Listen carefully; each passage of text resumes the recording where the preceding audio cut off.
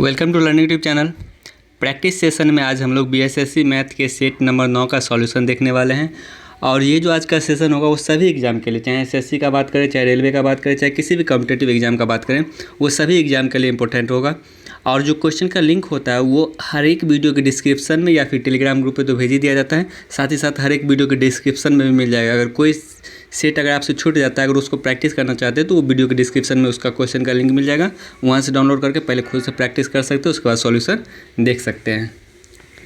तो आज का जो पहला क्वेश्चन है, इसमें 7 सेंटीमीटर व्यास वाले एक लंबे गैस जार में कुछ पानी है। ये एक गैस का जार है 7 सेंटीमीटर व्यास, यानी इसका जो त्रिज्या अगर व्यास 7 दिया गया तो त्रिज्या कितना हो जाएगा 7/2, यानी त्रिज्या होता है व्यास का आधा। यानी इस जार में यदि उस पानी में, यानी इस जार में कुछ पानी है और पानी में अगर हम 5 सेंटीमीटर लंबा और 5.6 सेंटीमीटर व्यास वाला एक लंबवृत्तीय बेलनाकार टुकड़े को डुबो दिया जाए तो उस पानी का तल कितना ऊंचा हो जाएगा। जैसे इस 7/2 सेंटीमीटर त्रिज्या वाले एक बेलनाकार जार में अगर हम 5 सेंटीमीटर व्यास और 5.6 सेंटीमीटर व्यास और 5 सेंटीमीटर ऊंचा एक अगर हम जार डाल देंगे, इसमें पानी कुछ भरा हुआ है, इसमें कुछ पानी भरा हुआ है, अगर हम इसमें ये डुबा देते हैं तो पानी का स्तर कुछ न कुछ उठेगा। जैसे जितना आयतन ये जाएगा, जितना आयतन का ये बेलन का आकार का जाएगा, उतना आयतन ऊपर उठेगा। तो मान चलिए जो पहले था यहाँ तक पानी था, ठीक है। जब ये जो बेलन के आकार का है आकृति, ये जब अंदर जाएगा तो ये कुछ न कुछ पानी का भाग उठेगा। तो मान के चलिए आप h ऊंचाई तक पानी उठ गया, यानी h ऊंचाई तक पानी उठ गया, तो इसका मतलब क्या होगा कि h ऊंचाई तक का जो बेलन का आयतन होगा, यानी h ऊंचाई तक का जो बेलन का आयतन होगा, ये अंदर डाला गया बेलन के आयतन के बराबर हो जाएगा। यानी क्योंकि जितना ये आयतन रहेगा उतना ही तो h सेंटीमीटर ऊंचाई तक का आयतन पानी का बढ़ेगा ना। तो सबसे पहले हम h सेंटीमीटर ऊंचा तक पानी का आयतन निकाल लेते हैं। तो h सेंटीमीटर ऊंचा तक पानी का आयतन क्या होता है, बेलन का आयतन पाई r² बोलेंगे तो 7/2 गुने 7/2 और गुने मान चलिए h ऊंचाई तक पानी उठा, तो h ऊंचाई तक का जो बेलन का आयतन होगा वो डाला गया बेलन का आयतन के बराबर हो जाएगा। तो डाला गया बेलन का आयतन क्या हो जाएगा, पाई r² कितना हो जाएगा 5.6, अगर व्यास दिया गया है तो इसका आधा करेंगे तो 2.8 त्रिज्या हो जाएगा गुने 2.8 और ऊंचाई कितना दिया गया 5 सेंटीमीटर दिया गया, यानी गुने 5, ठीक है। तो यहाँ से हम लोग कैलकुलेशन करके ऊंचाई निकाल सकते हैं। यानी अगर हम बात करें तो ये 7 से कितना बार कटेगा 0.4 बार में, ये भी 0.4 बार में, और कहीं पे कुछ कटेगा ये पाई से पाई कट जाएगा। तो जो h आएगा वो क्या आ जाएगा, देखिए 2 गुने 2 गुने 5 यानी 20 हो जाएगा, 5 दूनी 10 दूनी 20, और फिर 20 को अगर हम 4 चौके 16 से गुना करेंगे तो यानी 16 दूना 32 यानी 3.2 सेंटीमीटर, यानी ऑप्शन नंबर ए इसका राइट आंसर हो जाएगा। अब नेक्स्ट सवाल देखते हैं। एक व्यापारी ने एक चीज़ का मूल्य इस तरह अंकित किया ताकि उसे 25% लाभ मिल सके। यदि उसने उस मूल्य पर 16% छूट दी तो उसका वास्तविक लाभ कितना होगा। जैसे अगर वो CP 100 था, वो किस तरह अंकित करता है कि उसको 25% का लाभ मिल सके। इसका मतलब उसका अंकित मूल्य 125 होगा, तभी तो उसको 25% का लाभ मिल सकेगा। लेकिन बेचते समय क्या करता है, वो 16% का छूट देता है, यानी 125 रुपया उसका अंकित मूल्य था। अगर इस पर 16% का छूट दिए तो यानी 84% में बेचे, यानी कितना बेचे 25 पंचे 125, अब 25 से 4 बार में, 4 से 21 बार में, 21 को 5 गुना करेंगे तो 105, यानी CP 100 रुपया था, 125 रुपये अंकित किया, उस पर 16% का छूट देते विक्रय मूल्य 105 रुपये आ गया, तो हमें कितना % का लाभ होगा, केवल 5% का लाभ होगा। यानी इसको इससे भी बना सकते हैं, या फिर चाहे तो आप इफेक्टिव रेट से भी बना सकते थे। यानी 25% लाभ के तरह अंकित किया तो इसका मतलब 50 + 25 अंकित किया। अगर 16% का छूट देता है इसका मतलब -16, और इस दोनों का इफेक्टिव क्या हो जाएगा, इफेक्टिव रेट क्या होता है x + y + x गुने y/100। तो यहाँ पहला बार है +25, दूसरा बार है -16, और यहाँ पे जो साइन आएगा इस दोनों का गुणनफल, यानी प्लस गुने माइनस माइनस 25 गुने 16/100। इफेक्टिव रेट जो हम लोग ये परसेंटेज चैप्टर में पढ़े तो उससे ही बना सकते हैं। 25 से 4 बार में, 4 से 4 बार में, यानी 25 में 16 गया 9 -4 यानी 5% का लाभ होगा, यानी ऑप्शन नंबर 3 इसका राइट आंसर होगा। यानी इफेक्टिव रेट से भी बना सकते हैं या फिर बेसिक से इस तरह से भी सॉल्व कर सकते थे। अब नेक्स्ट सवाल देखते हैं। अंकित मूल्य पे 10% का छूट देकर भी 20% का लाभ प्राप्त करने के लिए उस वस्तु के लागत मूल्य में कितना का वृद्धि करना होगा। जैसे अंकित मूल्य पे 10% का छूट देना चाहते हैं, जैसे अगर आप अंकित मूल्य पर अगर आप 10% का छूट देना चाहते हो तो इसका मतलब आप 90% बेचेंगे, 90% बेचेंगे। अगर आप क्रय मूल्य पे 20% का लाभ चाहते हैं तो 120% में बेचेंगे, यानी ये भी विक्रय मूल्य आ गया, ये भी विक्रय मूल्य आ गया, दोनों विक्रय मूल्य को आपस में बराबर कर दें। यानी अगर आप अंकित मूल्य पे 10% छूट दे रहे हैं तो इसका मतलब 90% बेच रहे हैं। अगर उससे भी आपको 20% लाभ हो रहा है, यानी अगर सीपी को आप सीपी ही रहने दें, अगर इस पे 20% लाभ हो रहा है तो इसका मतलब 120% बेच रहे हैं, और दोनों तो विक्रय मूल्य ही आए हैं तो दोनों विक्रय मूल्य को हम लोग आपस में बराबर कर सकते हैं। तो यहाँ 100 से 100 कैंसिल हो जाएगा, यानी 30 से 3 बार में, 30 से ये 4 बार में। इसका मतलब MP मार्क प्राइस और CP का जो अनुपात आएगा वो 4/3, यानी CP कट के नीचे चला जाएगा और ये 3 कट के नीचे चला जाएगा, 4/3। इसका मतलब अंकित मूल्य 4 रुपये है तो क्रय मूल्य 3 रुपये। तो लागत मूल्य में हमें कितना का वृद्धि करना पड़ रहा है, 1 का वृद्धि कर रहे हैं, कितना में, 3 में, गुना 100, यानी जो वृद्धि प्रतिशत होगा वो 33.1/3 इसका राइट आंसर हो जाएगा। अब नेक्स्ट सवाल देखते हैं। एक खिलौना का अंकित मूल्य 60 रुपये, उसे कुछ छूट देकर 45 रुपये में बेचा गया तो उसका छूट का दर कितना है। यानी 60 रुपये अंकित मूल्य था, 45 रुपये में बेचा गया, इसका मतलब 15 रुपया छूट दिया। कितना में, 60 रुपये में, गुने 100, यानी 15 से 4 बार में, 4 से 25 बार में, यानी 25% का छूट। ऑप्शन नंबर 4 इसका राइट आंसर हो जाएगा। अब नेक्स्ट सवाल देखते हैं। एक व्यक्ति ने कुछ चावल और गेहूँ 380 रुपये में खरीदे, उनमें चावल और तथा गेहूं के भारों का अनुपात 4:3 है। यानी चावल और गेहूं का जो भार है, भार का अनुपात क्या है, 4:3, यानी गेहूं 4 kg तो चावल 4 kg तो गेहूं 3 kg। और एक समान मात्रा के लिए चावल और गेहूं का जो मूल्य का अनुपात है 5:6 था। यानी भार तो 4:5 था और 4:3, और मूल्य जो उसका था वो 5:6 था। यानी 1 kg का मूल्य अगर 5 रुपये तो 1 kg का मूल्य यहाँ पे गेहूं का मूल्य 6 रुपया हो जाएगा। तो टोटल मूल्य कितना हो जाएगा, टोटल 4 kg चावल था और 1 kg का मूल्य 5 रुपये, तो टोटल 20 रुपया दाम हो जाएगा इसका। भार 3 kg था गेहूं का और 1 kg का जो मूल्य था वो 6 रुपये, तो 3 kg का मूल्य 18 रुपये, यानी उसके भार का अनुपात आ गया 20/18। तो टोटल मूल्य कितना हो रहा है, 20 + 18 38, और टोटल मूल्य यहाँ पे कितना दिया गया 380, यानी 38 का वैल्यू 380, तो 1 का वैल्यू 10, 380/38 यानी 10। तो चावल कितनी कीमत में खरीदा था, तो चावल कीमत था 20 रुपये, तो 20 का वैल्यू 200। चावल का टोटल कीमत 20 रुपये था तो 20 का वैल्यू 200। ऑप्शन नंबर 3 इसका राइट आंसर हो जाएगा। अब नेक्स्ट सवाल, इसमें सिंप्लीफिकेशन का सवाल। 125 को अगर हम 4 से गुना करेंगे तो 12 × 48 500 हो जाएगा, और प्लस 12 जुट जाएगा, यानी ये हो जाएगा 512/125 का क्यूब रूट। तो 512 किसका क्यूब रूट होता है, यानी 8 का क्यूब, और 125 5 का क्यूब होता है, तो 8/5 यानी 1.3/5। ऑप्शन नंबर 3 इसका राइट आंसर हो जाएगा। तो कम से कम हमें 1 से लेकर 20 तक का इस सब सवाल बनाने के लिए 1 से लेकर 20 तक का क्यूब और 1 से लेकर 20 तक का क्यूब और 1 से लेकर 50 तक का स्क्वायर, ये याद होने चाहिए। मतलब ये हर एक चीज़ में, ज़रूरी नहीं कि मैथ में, रीजनिंग में भी ये काम आएगा। अगर 1 से लेकर 20 तक के क्यूब और 1 से लेकर 50 तक का स्क्वायर याद है तो मैथ के साथ साथ ये रीजनिंग में भी काम देगा। अब नेक्स्ट सवाल देखते हैं।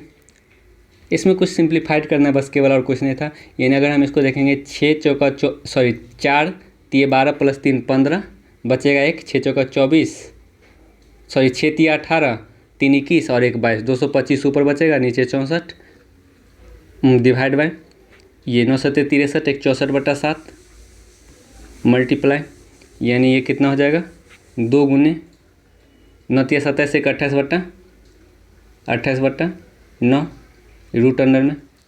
तो यहाँ 225 15 का स्क्वायर होता है, 64 8 का स्क्वायर होता है, गुने ये पलट जाएगा। अगर भाग को हम गुना में बदलेंगे तो ये पलट जाएगा। √7 तो निकल नहीं पाएगा तो √7 ही रहने देते हैं, और 64 को हम लोग 8 लिख सकते हैं, गुने 2। अब ये 9 का 3 28 को क्या लिख सकते हैं, 7 चौका 28, यानी 4 का 2 बाहर निकल जाएगा और 7 रूट में ही रह जाएगा, डिवाइड बाय 9 का कितना बाहर निकल जाएगा, 3 बाहर निकल जाएगा। तो यहाँ से अगर हम कैलकुलेशन करें तो 3 से ये 5 बार में, तो नीचे कितना हो जाएगा 2 से ये 4 बार में, और फिर ये 2 से 2 बार में, यानी 8 दूना 16 नीचे में आ जाएगा। तो अगर 16 नीचे में आ रहा है तो एक ही ऑप्शन 4, इस सवाल का जो राइट आंसर होगा ऑप्शन नंबर 4 हो जाएगा। वैसे अगर देख ले तो ये कितना हो जाएगा 5, 7 पंचे 35, यानी 2.3/5, ऑप्शन नंबर 4। या फिर ये देख सकते थे हर में 16 एक ही जगह है, तो इसका जो राइट आंसर होगा ऑप्शन नंबर 4 हो जाएगा। अब नेक्स्ट सवाल देखते हैं। एक टंकी में 2 नलियाँ ए और बी क्रमशः 20 तथा 30 मिनट में भरा जा सकता है। टंकी खाली भरने के लिए पहले दोनों नली को खोल दी जाती हैं, फिर कुछ समय बाद ए को बंद कर दिया जाता है। इस प्रकार वो टंकी 18 मिनट में भर जाती है। तो ए को कितने समय बाद बंद कर दिया गया था? देखिए, ए 20 मिनट में भरता है और बी 30 मिनट में भरता है, ठीक है। जब हम दोनों नली को चालू किए और कुछ समय बाद हम ए को बंद कर दिए, तो हम मान लेते हैं कि x मिनट बाद ए को बंद कर दिए, तो इसका मतलब ए x मिनट तक काम करेगा। उसके बाद ए को बंद कर दिया और टंकी 18 मिनट भरा। अगर हम बी को बंद नहीं किए तो इसका मतलब बी 18 का 18 मिनट तक काम करेगा। ए को हम x मिनट के बाद बंद कर दिए, तो ए x मिनट तक काम किया। और बी अगर मान चले नहीं बंद किए, तो इसका मतलब टोटल टंकी जब 18 मिनट में भर रहा है, तो इसका मतलब बी 18 मिनट तक काम किया। ए टोटल काम को 20 मिनट में करता है, तो x मिनट में x/20 भाग कर देगा, और बी टोटल काम को 30 मिनट में करता है, तो 18 मिनट में 18/30 भाग कर देगा, और दोनों के काम को भाग को मिलाकर 1 भाग हो जाएगा। तो यहाँ से हम लोग लिख सकते हैं 3 से 6 बार में, और 6 से डायरेक्ट लगा दे, 6 से 3 बार में, 6 से 5 बार में, यानी x/20 को इधर ही रहने देते हैं। और ये 3/5 अगर उधर जाएगा तो 2/5 हो जाएगा, 1 में से माइनस होके, यानी 5 से ये 4 बार में, तो x बराबर कितना हो जाएगा? 4 दूनी 8 हो जाएगा, ठीक है। या फिर इसको एलसीएम लेकर भी बना सकते हैं। जैसे अगर ए 20 मिनट में भरता है और बी 30 मिनट में भरता है, एलसीएम मेथड से बता रहे हैं इसको, तो 20 और 30 का एलसीएम कितना होता है? 60। इसका मतलब जो टोटल काम आएगा वो 60 आएगा, टोटल काम 60। अगर टोटल काम 60 है और ये 20 मिनट में भरता है, तो इसका मतलब 1 मिनट में ये 3 काम करेगा, यानी 3 यूनिट भर देगा। अगर ये टोटल काम 60 है और ये 30 मिनट में करता है, तो इसका मतलब 1 मिनट में 2 काम करेगा, 1 मिनट में 2 काम करेगा। अब क्या बोला जा रहा है? जब टंकी खाली था तो दोनों नल को एक साथ खोल दिया गया और कुछ समय बाद ए को बंद कर दिया गया। ए कितना देर बाद बंद हुआ हमें नहीं पता है, तो हम मान लेते हैं अगर ए x मिनट बाद बंद हुआ तो ये टोटल 3x काम हो जाएगा, x मिनट में 3x काम कर देगा। और बी 18 मिनट तक काम किया, तो ये 1 मिनट में 2 काम करता है, तो 18 मिनट में 36 काम कर देगा। और ये दोनों काम मिला के टोटल काम कितना हो जाएगा? 60, यानी 3x बराबर कितना हो जाएगा? 24। 60 में से 36 जाएगा 24, तो x बराबर कितना हो जाएगा? 8, यानी सवाल का जो आंसर होगा 8। यानी इस तरह एलसीएम लेकर भी बना सकते हैं या फिर इसको भाग लेकर भी बना सकते हैं। अब नेक्स्ट सवाल देखते हैं। बी जितना कार्य 1 दिन में करता है, ए उसकी तुलना में आधा ज़्यादा कर सकता है। देखिए, यहाँ पे ज़्यादा ये चीज़ देकर बहुत लोगों को फंसा दिए होंगे, मतलब बहुत लोग यहाँ पे कंफ्यूज कर गए होंगे कि ये ज़्यादा दे दिया होगा। तो जैसे यहाँ पे बोला जा रहा है ए और बी, क्या बोला जा रहा है? बी जितना देर में, यानी जितना कार्य 1 दिन में करता है, ए उसकी तुलना में आधा ज़्यादा कर सकता है। यानी बी अगर मान चलिए 2 ले लेते हैं, बी 2 क्यों लिए? क्योंकि इसका आधा करने में हमें सुविधा है। अगर बी 2 दिन, मतलब बी 1 दिन में 2 काम करता है, बी 1 दिन में अगर 2 काम करता है, तो ए इसका आधा, यानी 2 का आधा कितना होता है? एक ज़्यादा करेगा, इसका मतलब ये 3 काम करेगा। यानी उसके क्षमता का अनुपात आ गया 3:2, इसके क्षमता का अनुपात 3:2। तो क्या चीज़ अब आगे क्या बोला है? यदि बी अकेला उस कार्य को 18 दिनों में कर सकता है, यानी बी का क्षमता 2, यानी जब 2 क्षमता रहता है तो 18 दिन में काम करता है।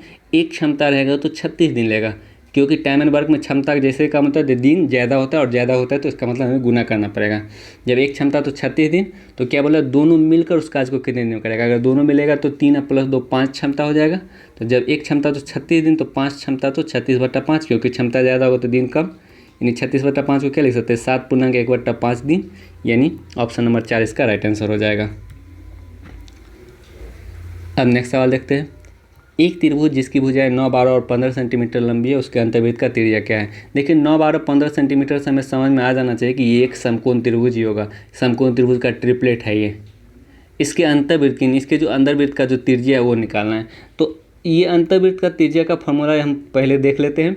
ये जो फार्मूला होगा केवल समकोण त्रिभुज में, सभी त्रिभुज में लागू होगा।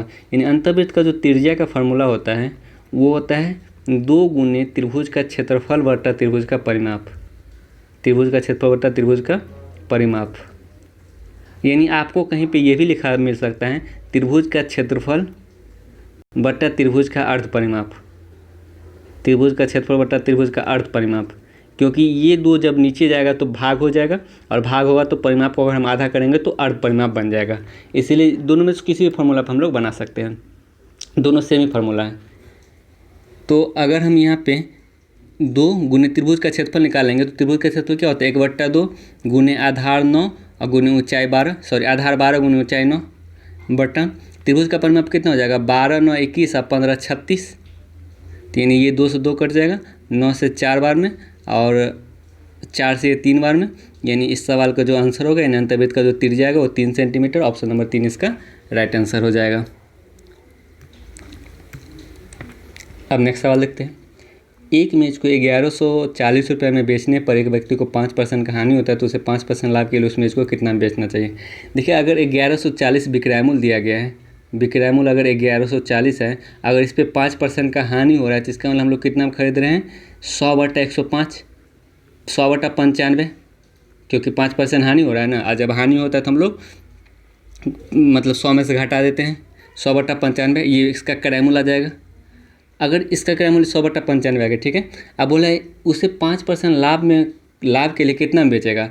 अगर इतना क्रय मूल्य है मेरा, अगर हम 5% लाभ चाहते हैं तो 105% बेचेंगे, तो 105% का जो होगा ये कैलकुलेशन हम लोग निकाल सकते हैं। या फिर इस तरीके से भी हम लोग बना सकते हैं, जैसे अगर आप जैसे यहाँ देखें, एक मेज 1140 रुपये में बेचने पर एक व्यक्ति को 5% का हानि होता है, तो 5% का हानि होता है इसका मतलब वो 95% में बेच रहा होगा। और जब 95% में बेचता है तब उसका विक्रय मूल्य कितना होता है, 1140 होता है। जब 1% में बेचेगा तो उसका विक्रय मूल्य कितना हो जाएगा, 1140/95 हो जाएगा, यानी 19 से 5 बार में, 19 से 6 बार में, यानी 1% का वैल्यू 12 हो जाएगा। तो क्या चीज़ बोला, 5% लाभ कमाने के लिए उस मेज को कितना बेचेगा, यानी 5% लाभ कमाने के लिए उसको 105% बेचना होगा। तो 105% का वैल्यू हम लोग निकाल लें, यानी 12×5 60, यानी 1260, यानी ऑप्शन नंबर 1 इसका राइट आंसर होगा। यानी इस तरीके से परसेंटेज में भी हम लोग डायरेक्ट सवाल को बना सकते थे। अब नेक्स्ट सवाल देखते हैं। यदि किसी वस्तु के बिक्री मूल्य में 12 रुपये की कमी से उसका 5% का संभावित लाभ 2.5% के हानि में बदल जाएगा तो उस वस्तु का लागत मूल्य क्या होगा। यानी इस सवाल को हम सबसे शॉर्टेस्ट मेथड बता रहे हैं। जैसे अगर विक्रय मूल्य में परिवर्तन हो, अगर विक्रय मूल्य में परिवर्तन के कारण अगर लाभ में परिवर्तन हो, लाभ या हानि में परिवर्तन हो, तब जो लाभ या हानि के परिवर्तन होगा वो विक्रय मूल्य के परिवर्तन के बराबर हो जाएगा, ठीक है। जैसे यहाँ पे हमें 5% का लाभ हो रहा था, लेकिन विक्रय मूल्य में 12 रुपये कमी हो कारण 2.5% का हानि हो गया। तो एक काम करेंगे, जब लाभ रहेगा तो हम क्या करेंगे, घटा देंगे। जब लाभ रहेगा तो हम लोग माइनस कर देंगे, या फिर जब हानि रहेगा तो हम लोग क्या करेंगे, तो भी माइनस कर देंगे। और जब लाभ हानि रहेगा यानी जब अपोजिट रहेगा तब हम लोग क्या करेंगे, उसको दोनों को जोड़ देंगे, ठीक है। यहाँ पे 5% का लाभ अगर 2.5% के हानि में बदल जाता है, यानी यहाँ पे लाभ और यहाँ हानि है, तो जब लाभ हानि रहेगा यानी विपरीत रहेगा तो हम लोग जोड़ देंगे, यानी 5 प्लस आर यानी 7.5% विक्रय मूल्य में परिवर्तन हो जाएगा। और विक्रय मूल्य में परिवर्तन कितना का हो रहा है, 12 रुपये का हो रहा है, यानी 7.5% का वैल्यू 12, तो 1% का वैल्यू कितना हो जाएगा, 12/7.5, तो 100% का वैल्यू कितना हो जाएगा, 12/7.5 गुने 100, यानी इस पॉइंट को हटाएंगे तो यहाँ पे डबल 0, 25 से 3 बार में और 25 से 4 बार में 40 बार में, यानी 3 से फिर 4 बार में, 40 चौके 160, यानी ऑप्शन नंबर 2 इसका राइट आंसर होगा। तो हमेशा ध्यान देंगे, अगर लाभ रहेगा तो घटा देंगे, हानि रहेगा तो घटा देंगे, लाभ हानि रहेगा तो क्या करेंगे, जोड़ देंगे। अब नेक्स्ट सवाल देखते हैं। एक व्यक्ति को 20% वेतन वृद्धि प्राप्त होने के बाद उसका वेतन 24,000 रुपये हो जाता है, तो उसका पूर्व का वेतन कितना था। देखिए कोई भी मूल्य अपने आप में 100% होती है, अगर आप उसमें 20% की वृद्धि करें तो 120% हो जाएगा, जबकि हो कितना रहा है, 24,000 हो रहा है, यानी 120% का वैल्यू 24,000, तो एक का वैल्यू कितना हो जाएगा, 12 दूना 24 यानी 200, तो 100%, कोई भी मूल्य अपने आप में 100% होता है, तो 100% का वैल्यू कितना हो जाएगा, 200 पे 2 जीरो यानी 20,000, ऑप्शन नंबर 1 इसका राइट आंसर हो जाएगा। या फिर इस तरीके से बना सकते हैं कि उसका वेतन x था, अगर 20% की वृद्धि हुआ इसका मतलब 120% हो गया, 120% का शॉर्ट फॉर्म 6/5 = 24,000। तो यहाँ से कैलकुलेशन करके भी निकाल सकते हैं। अब नेक्स्ट सवाल देखते हैं। यदि चावल के मूल्य में 25% की वृद्धि हो जाती है तो किसी गृहस्वामी को खपत में कितने प्रतिशत कमी कर देनी पड़ेगी कि चावल की खरीद के खर्च में वृद्धि ना हो। जैसे अगर 25 का वृद्धि हो गया यानी 100 से 125 हो गया, ठीक है, तो खपत को क्या करना पड़ेगा, 125 से 100 करना पड़ेगा। अगर मूल्य 100 से 125 हो गया तो खपत क्या करना पड़ेगा, 125 से 100 करना पड़ेगा। अगर हम 125 से 100 करेंगे तो हम लोग कितना का कमी करेंगे, 25 का कमी करेंगे, कितना में, 125 में गुने 100। अगर हमें 25 का कमी करना पड़ा है तो कितना प्रतिशत कमी हो जाएगा, 25 का कमी करें 125 में गुने 100 यानी 25 से 5 बार में, 5 से 20 बार में, यानी 20% का कमी करना पड़ेगा। ऑप्शन नंबर 4 इसका राइट आंसर होगा। वैसे भी ये सवाल मात्र 2 से 4 सेकंड का था। सवाल देखने के साथ ही समझ में आना चाहिए 25 और 20 का कम्बिनेशन होता है। अगर परसेंटेज में 25 और 20 का जो होता है वो कम्बिनेशन होता है। अगर 25% वृद्धि होगा तो कहीं 20% कमी का आंसर आ जाएगा। अब नेक्स्ट सवाल देखते हैं। एक मालगाड़ी एक स्थान से 1 बजे अपराह्न 18 किलोमीटर प्रति घंटा से चलना आरंभ किया। दूसरी मालगाड़ी उसी स्थान से 3 बजे अपराह्न उसी दिशा में चलना आरंभ करती है तो पहली रेलगाड़ी को 9 बजे शाम को पार कर लेती है। तो उस दूसरी रेलगाड़ी की गति कितने किलोमीटर प्रति घंटा है। इसका सबसे शॉर्टेस्ट मेथड बता रहे हैं। जैसे एक बिंदु ये है और एक जो मालगाड़ी है 1 बजे चलना आरंभ करता है किस रफ्तार से, 18 किलोमीटर प्रति घंटा की रफ्तार से, और दूसरा रेलगाड़ी 3 बजे चलना आरंभ करता है किस रफ्तार से, नहीं पता है तो हम लोग मान लेते हैं कि x किलोमीटर प्रति घंटा की रफ्तार से 3 बजे चलती है। और कितने बजे जाके वो पकड़ा जाती है, वो 9 बजे शाम को पकड़ा जाती है, 9 बजे शाम को पकड़ा जाती है। तो हम यहाँ से पहले देखें तो पहला रेलगाड़ी कितना देर चला, पहला रेलगाड़ी 8 घंटा चला। दूसरा रेलगाड़ी कितना चला, यानी एक मिनट 1 बजे अपराह्न, ठीक है, 8 घंटा चला। दूसरा रेलगाड़ी कितना चला, 3 बजे से 9 बजे यानी 6 घंटा चला। देखिए ये रेलगाड़ी भी यहाँ से चली, दूसरी रेलगाड़ी भी यहाँ से चली और दोनों यहाँ पे मिले, यानी दोनों ही रेलगाड़ी के लिए दूरी तो बराबर होगा। यानी जितना दूरी इस रेलगाड़ी से निकलेगा उतना ही दूरी इस रेलगाड़ी से भी निकलेगा। तो पहला वाला रेलगाड़ी से दूरी कैसे निकलेगा, डिस्टेंस बराबर क्या होता है, टाइम गुना स्पीड। टाइम इसका 8 घंटा है और स्पीड है 18 किलोमीटर पर आवर, ठीक है। दूसरा रेलगाड़ी के लिए स्पीड कैसे निकलेगा, टाइम इसका 6 घंटा है और स्पीड मान चलिए x किलोमीटर प्रति आवर है। तो यहाँ से हम दोनों डिस्टेंस को बराबर कर सकते हैं, दोनों ही तो रेलगाड़ी का डिस्टेंस है। तो यहाँ से हम दोनों को डिस्टेंस को बराबर करके 6 से 3 बार में तो x बराबर 24 किलोमीटर प्रति hour, 24 kilometre per hour. Option number A इसका राइट आंसर हो जाएगा। यानी दोनों ही स्थिति में इस तरह का सवाल जब भी आए तो क्या करना है, दोनों ही स्थिति में डिस्टेंस को बराबर कर देना है। अब नेक्स्ट सवाल देखते हैं। 50 पैसे, 25 पैसे और 10 पैसे के कुल 480 सिक्का है, ठीक है, और उसके मूल का जो अनुपात है 5:3:1 है। यानी उसके जो मूल है वो 5:3:1 में है। और सिक्के का प्रकार क्या है, सिक्के का प्रकार, सिक्के का प्रकार आपका है 50 पैसा का और 25 पैसा का और 10 पैसा का, ठीक है, सिक्के का प्रकार। तो हम लोग को ये सवाल हम लोग अनुपात समानुपात में पढ़ चुके थे। वहाँ बताया गया था कि जो मूल होता है यानी सिक्के का मूल वो किस पे डिपेंड करता है, टोटल मूल जो होता है वो किस पे डिपेंड करता है, सिक्के के प्रकार पे और सिक्के के संख्या पे। यानी अगर पाँच सिक्के का प्रकार, जैसे 1 रुपया, 2 रुपया, 5 रुपया का प्रकार होता है, तो 5 रुपया का जो सिक्का है वो मान चलिए आपके पास 2 है तो टोटल मूल आपका 10 हो जाएगा ना। अगर यहीं पे सिक्के का संख्या अगर निकालना रहेगा, अगर हमें सिक्के का संख्या निकालना रहेगा तो हम लोग क्या करेंगे, मूल को प्रकार से डिवाइड कर देंगे, मूल को प्रकार से डिवाइड कर देंगे। तो यहाँ पे हमें मूल और प्रकार पता है। अगर हमें यहाँ पे संख्या निकालना है यानी सिक्के का जो अगर संख्या निकालना है तो हम क्या करेंगे, मूल को प्रकार से डिवाइड कर देंगे। यानी 5 को अगर 0.5 से 0 से डिवाइड करेंगे तो कितना हो जाएगा, 10 हो जाएगा अनुपात। अगर हम 3 को 0.25 से डिवाइड करेंगे तो 25 12 यानी 12 हो जाएगा। फिर 1 को अगर हम 0.10 से डिवाइड करेंगे तो कितना हो जाएगा, 10 आ जाएगा। यानी उसके जो संख्या का अनुपात है 10:12:10 आ गया। टोटल कितना अगर हम इसको सॉल्व करें तो यानी 5 बार में, 6 बार में, फिर 5 बार, यानी 5 6 5 आ गया। तो 5 6 5 आया तो यहाँ से हमें स्पष्ट पता चला 3 होगा, क्योंकि पहला प्रकार के सिक्के का संख्या और अंतिम प्रकार के सिक्के का संख्या बराबर है। तो बराबर एक ही ऑप्शन में दिया गया है। ऑप्शन नंबर 3 इसका राइट आंसर हो जाएगा। या फिर अनुपात से आप इसको डिस्ट्रीब्यूट कर सकते हैं, यानी अनुपात में टोटल योग टोटल कितना सिक्का हो रहा है 5, 6, 5, 11, 5, 16 और यहाँ पर दिया गया टोटल सिक्का यानी 480, यानी 16 का वैल्यू 480, तो 1 का वैल्यू कितना हो जाएगा 30, जब 1 का वैल्यू 30 तो 5 का वैल्यू 150, फिर ये 6 का वैल्यू 30 छक्के 180 यानी 180 हो जाएगा, फिर 5 का वैल्यू 150 हो जाएगा। अब नेक्स्ट सवाल देखते हैं। 1740 रुपये को ABC में इस प्रकार वितरित किया गया है कि A का 0.5 यानी A का 0.5 वो B के 0.6 के बराबर है और वो C के 0.75 के बराबर है।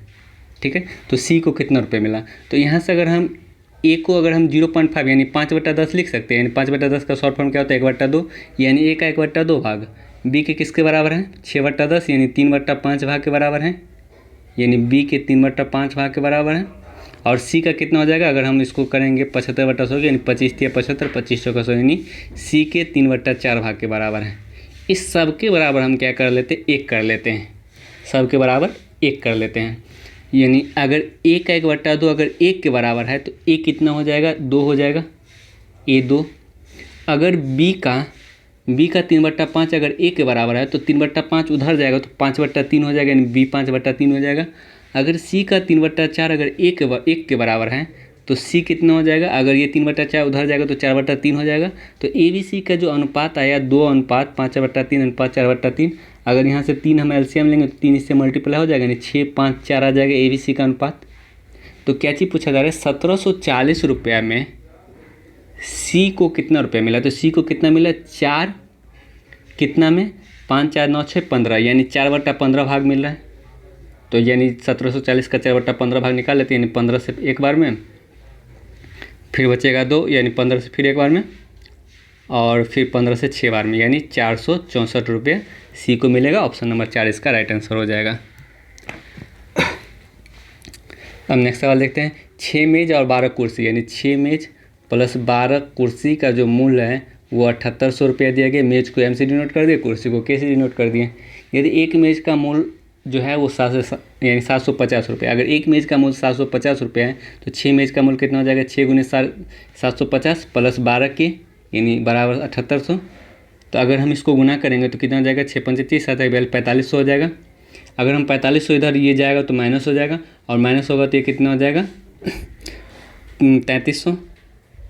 तो यानी के बराबर कितना हो जाएगा 3300/12। अगर हम 4 से इसको 3 से काटेंगे तो 1100 बार में और 3 से इसको काटेंगे तो 4 बार में, फिर 4 से यानी 4 दूना 8, 4 सत्ते 28, 4 पंचे 20 यानी 275। ऑप्शन नंबर 2 इसका राइट आंसर हो जाएगा।